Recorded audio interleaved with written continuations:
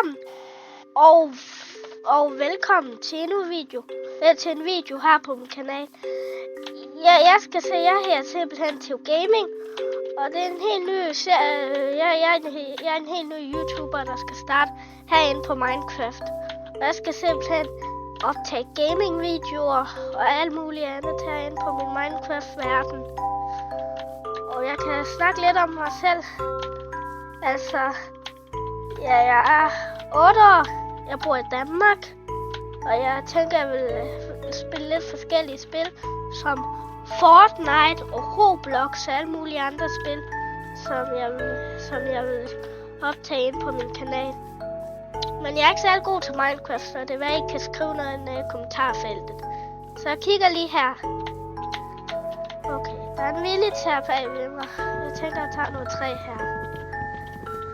Og det er mega fedt, hvis I vil allerede subscribe og like til min kanal, fordi at det er helt gratis. Og så går jeg ikke glip af andre videoer, som jeg kan lægge op på min kanal. Og ja. Jeg tænker, at vi skal tage Irongonen med ud. Men jeg er ikke særlig god til Minecraft, kan jeg nok godt sige, så I skal 100% skrive noget i kommentarfeltet, fordi jeg er den dårligste til Minecraft. Som man kunne være. Det kan godt være, at jeg ikke lige snakker så meget, men jeg er også helt ny til at optage YouTube-kanal. Og alt muligt, det er jeg helt ny til. Så det kan godt være, at det er, jeg lige venter lidt. At det kan godt være, at jeg ikke lige taler så meget i mine første par videoer. Jeg tænker, at jeg vil optage hver dag indtil videre. Og så er det godt være, at når der er gået lidt længere tid, jeg ikke kan optage. Og jeg går i skole på Gauerslund skole. Så der går jeg i skole hen. Gauerslund skole. Jeg går i 1. klasse. Jeg er ikke særlig gammel. Der er også en anden en, der går hen i skolen, som der også har startet en YouTube-kanal. Den YouTube-kanal, den her Pia Møller. Her, så den må jeg også godt gå ind og tjekke ud. Pia Møller. Jeg tror, at han vil blive rigtig glad for, hvis I kan subscribe til ham.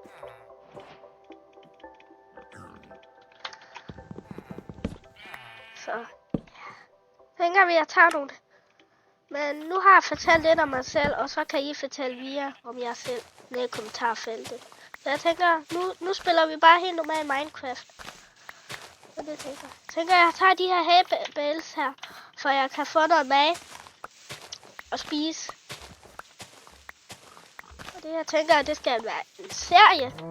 Det her, hvor jeg spiller en Minecraft-serie. Jeg skal spille i. Der var ikke så mange hay-bales i den her militær. Jeg kan også sige, jeg er lidt forkølet, så det kan godt være, at jeg er lidt hæs. Kan jeg godt sige. Undskyld for det.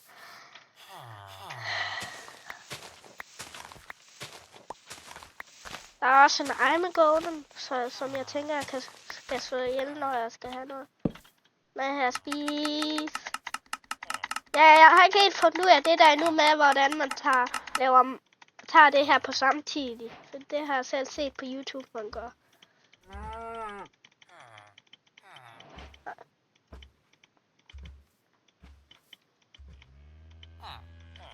Jeg har set på YouTube.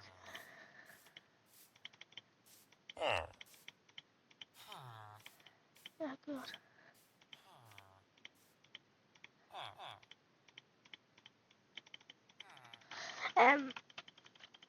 Jeg tænker, at vi laver lige noget mad her, så kan vi gå hen og dræbe Irongonen. Og så tænker jeg, at vi kan tage en seng, og så kan vi gå ned mine, og så kan I skrive, hvad idéer i kommentarfeltet, hvad man kan lave herinde i min Minecraft-verden. af ting og sager, og hvorfor nogle farmer jeg skal lave, for det har jeg ikke lavet endnu.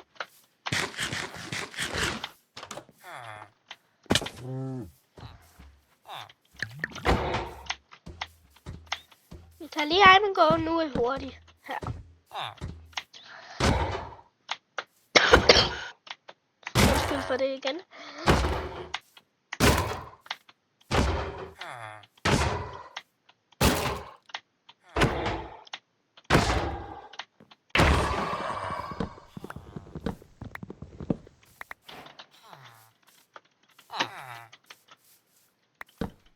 Jeg har en idé. Jeg laver altid et skjold. Og så laver jeg altid nogle pinde her. Så skal jeg selv tænke, at jeg laver et skjold. Skal jeg have en pickaxe, og så bruger jeg den på en flint og steel. Og jeg skal have noget grus. Hvis der lige er noget vand her i nærheden. Der er noget vand dernede, jeg kan se.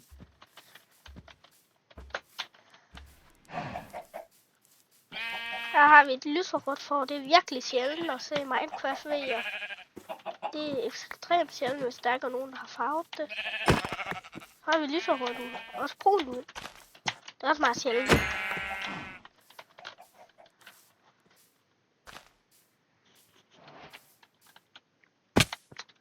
Og hvis de synes, der skal komme med nogle idéer og kommentarfeltet, så må endelig bare skrive dem. Fordi det synes jeg, det kunne være fedt. Og hvis der er nogle løsninger, og hvis jeg måske skal gøre noget andet her på YouTube-kanalen af det, og hvis I har nogle spil, jeg kan spille.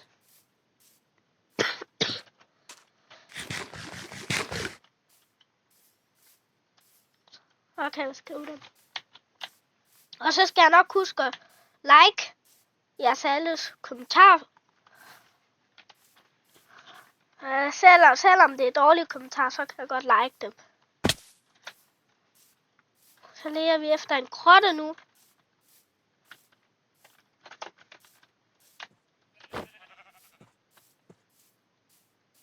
Der er der en vildt smere hen. Det har vi ikke brug for.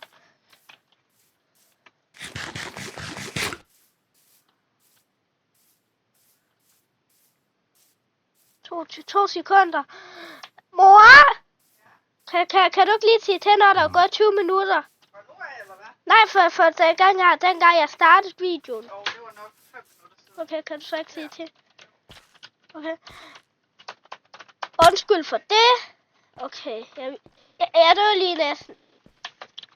Men jeg er jo lidt dårlig til Minecraft. Jeg tænker, at vi kan tage noget kul her for det. At I ikke bare kan se mørke, for det er lidt mørkt. Ja, det er jo helt mørkt, så jeg kan slet ikke se noget herinde. Det er jo ekstremt mørkt.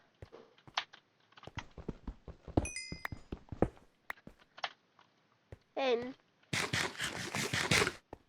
Det så ikke ud, som om det var en særlig lang sti. Jeg tænker, at jeg tager den her med. Det så ikke. Den var ikke særlig lang, den her grotte her.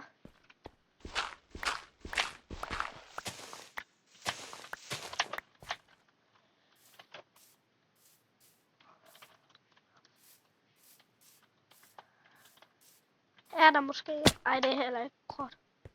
Eller er der? Det er ikke helt. Der plejer at være emeralder derovre ved det der istårn der. Eller bjerg. Der er altid emeralder.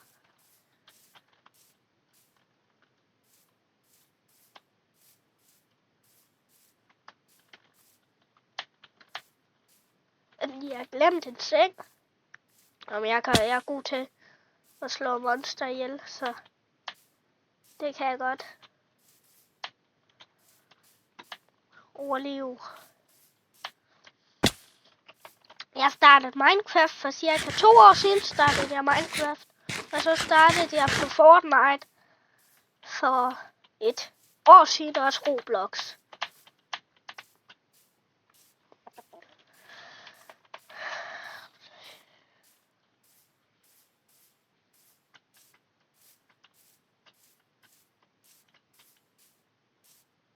har startet med.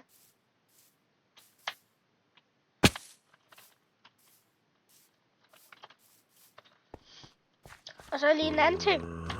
Her kan jeg sige, der er en grotte her. Jeg er lidt hæs nu. Og det er, at det kan godt være i videoer, I kun kommer til at se min mor, fordi jeg bor ikke lige sammen med min far.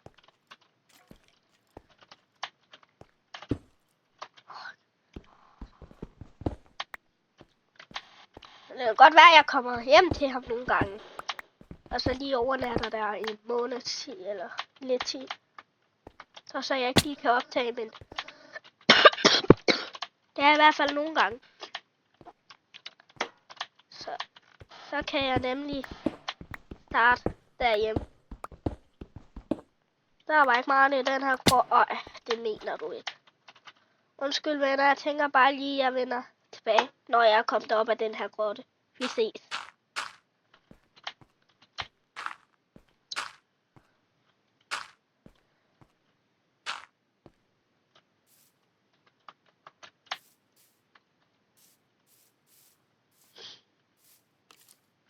Okay venner, jeg er simpelthen vendt tilbage, og der er et skelet her.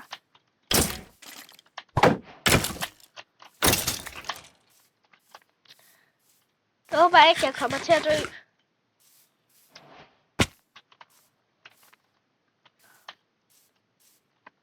Det håber jeg ikke.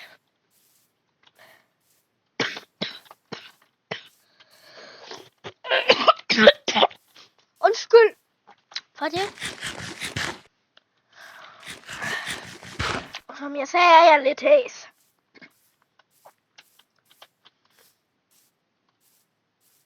Der er et skelet der. Det her ligner en grotte. Der kan lide et eller andet. Og hvad er der, skelet? Kom hernede. Ej, mener du ikke?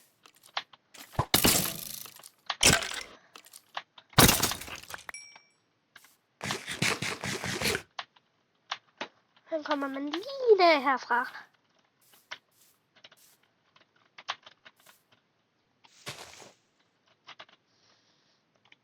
Og lige sådan her. Hurtigt. Og vi skal kunne have lavet en vandspand. Pokkers.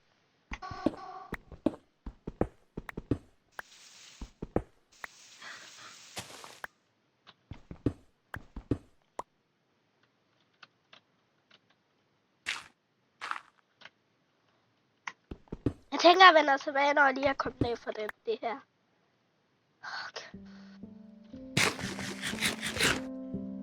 Okay, venner.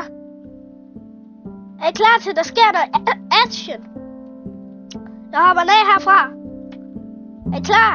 3, 2, 1, nu! Løb! Jeg har ikke noget armor på. Vi løser lidt op, for jeg kan se noget. Jeg skruer så meget lys op, jeg kan. Men det bliver lysere på videoer skal jeg nok love. Så det behøver vi faktisk ikke, tænker jeg. For mig kan jeg se ingenting, men det kan jeg nok godt.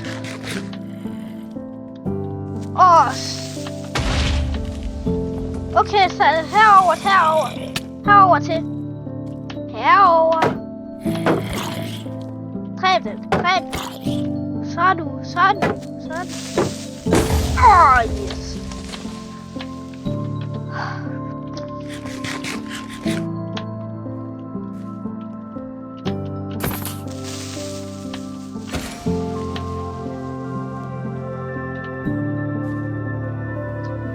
Jeg tænker, at jeg lige efter nogle diamonds og lidt mere iron hernede.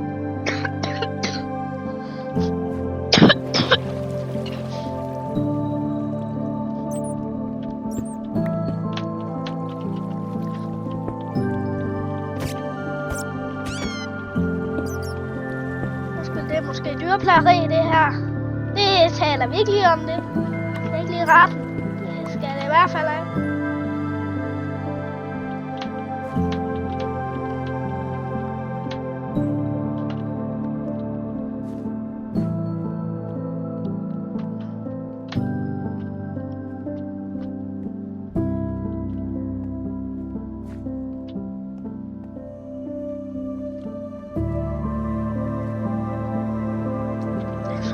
Ivan hernede. Der er skelet, det kan vi ikke godt være. Gå.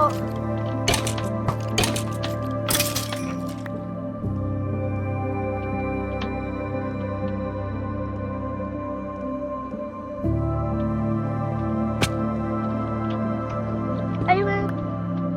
Jeg kan også lige smide den her sten her.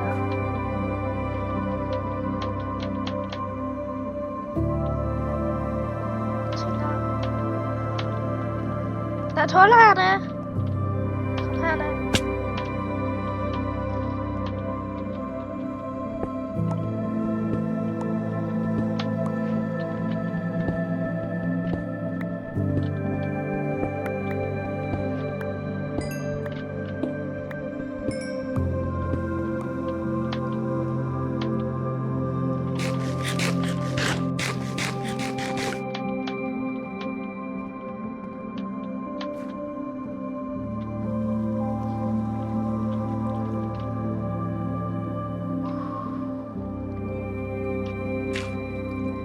Der er sådan nogle blå squids dernede. De går den her vej ud, og sådan af. Han er en tom gang. Lækkert nøjmen. Her.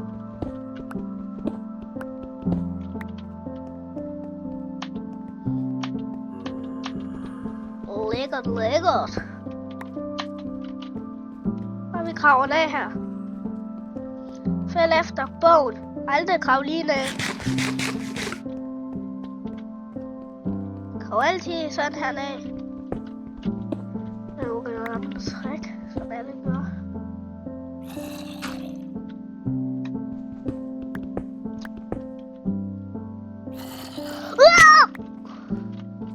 Nu går glow switch. Det vil vi gerne have noget af. Jeg spawner lidt op her, for der kan spawn monsters. Jeg vil have fakler tilbage igen. Skal du have min glow switch?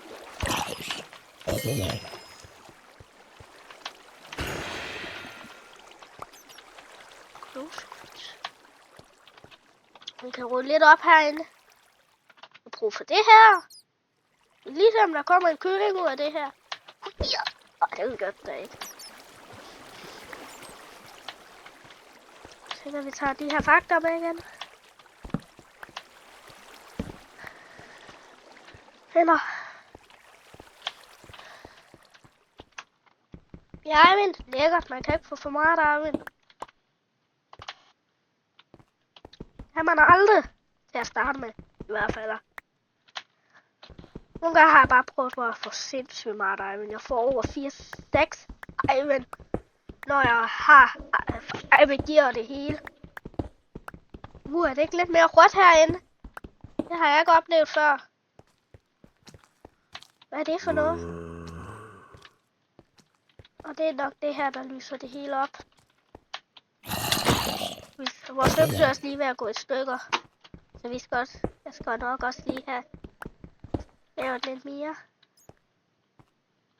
En økse.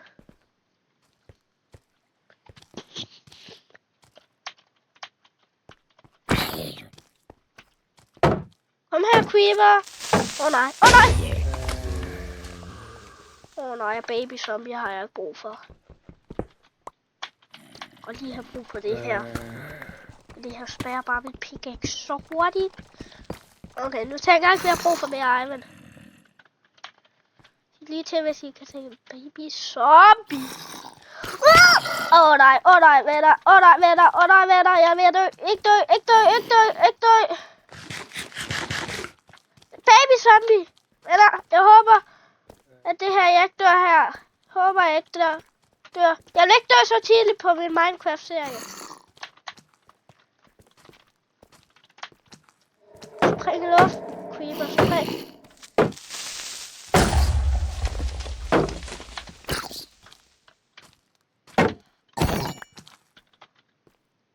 Blok mig inde.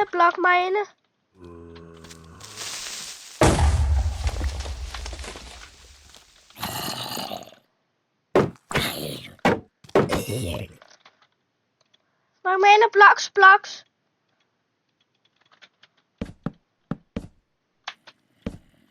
Hold op. Men der er et hjerte tilbage.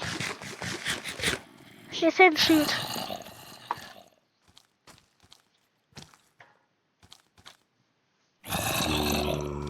Der står bare monster ude foran døren, kan jeg se.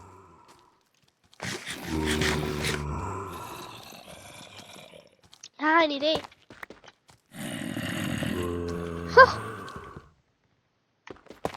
I kan ikke komme ind.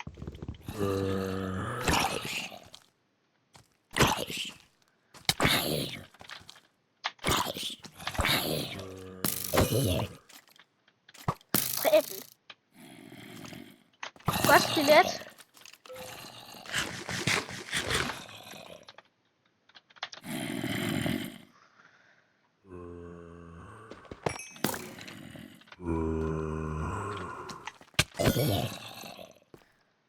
Og ikke mit træ. Ikke mit træ.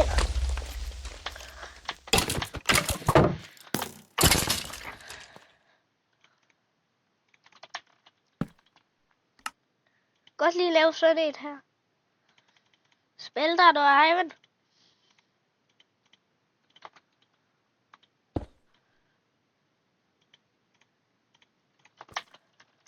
Vent. Jeg tænker bare, jeg vender tilbage, når Ivan er spillet for det. Vi ses.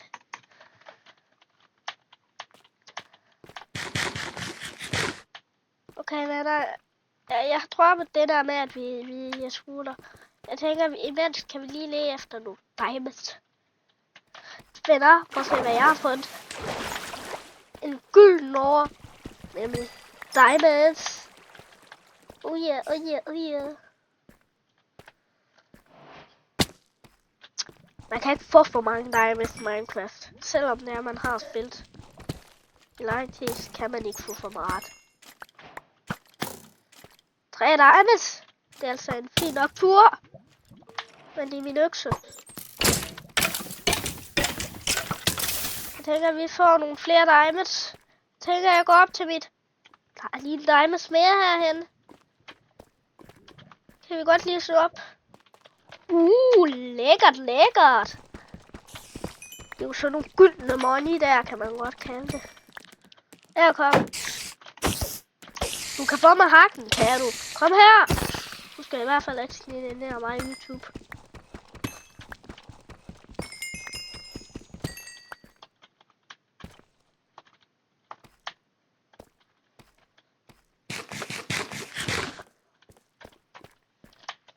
Det skal du ikke. Mor. Og snart der er gået 20 minutter. Okay, venner, jeg tænker, vi går op til det her. Ivan her. Tænker, vi gør. Nej. Er min Ivan? Nå, det er jo heroppe. Spabasletter. Okay, venner, det her er jo fioletter. Men der er en hen i skolen, han kan ikke snakke helt rent. Så han siger spabasletter.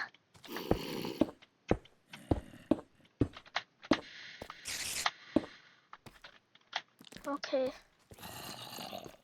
Hvor er min Ivan? Hvor smelter det nu hen? Jeg er ikke særlig god til at huske sådan nogle ting. Det er dernede. Det er hernede ved at smelte det. Nej, det er jo så roligt her. Shit. Shit. Og sæt døb af dig. Du skal ikke springe.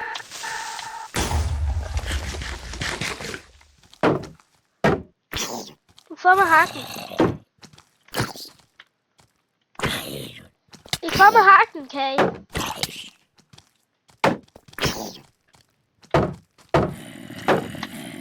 Så kan I det.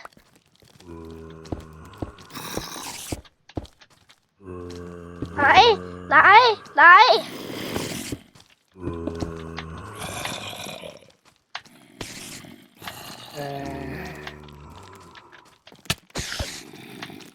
Men jeg tror faktisk, jeg dør nu.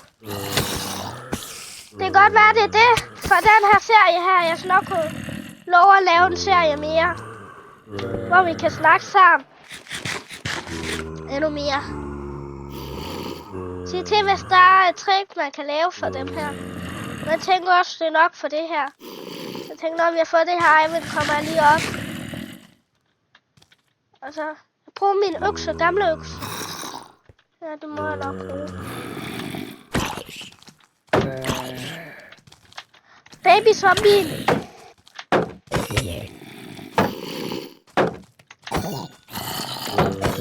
Det vigtigste er det. Så tager vi det her, så løber vi bare op. Her. Blokker os ind.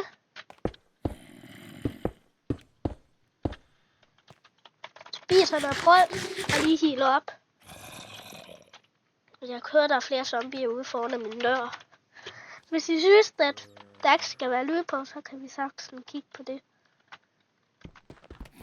Mit skjold har kun ability. Der står bare shield. Nej, der står ikke shield, der står. Det ved jeg ikke helt. Hvad skal jeg? Økse. Der er bare økse. Så. Armor skal jeg have. Sko. Hjelm.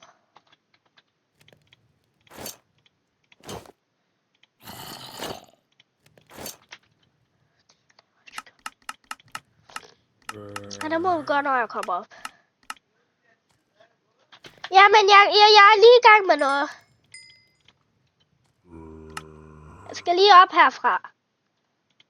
Så kan vi lave, altså vi gemmer egne på et lille skjold. Derop.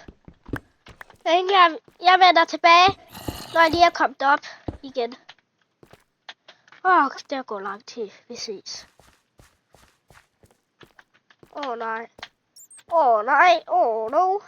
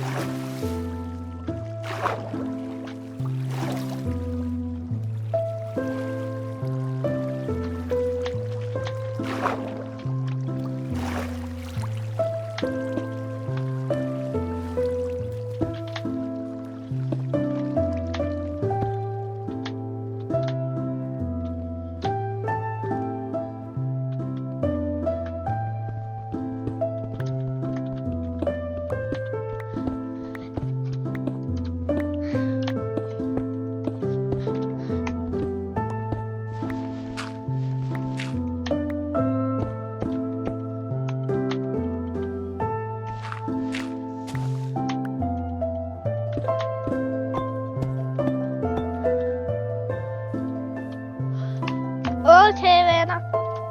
Jeg er simpelthen kommet op. Jeg tror også, det er alt for den her video her. Og hvis I vil have, at jeg skal fortsætte på YouTube, så kan jeg lige vise det. Vi har fået 10 diamonds. Vi har fået nogle starter tools. Så jeg tænker, vi ses i næste video. Hej hej!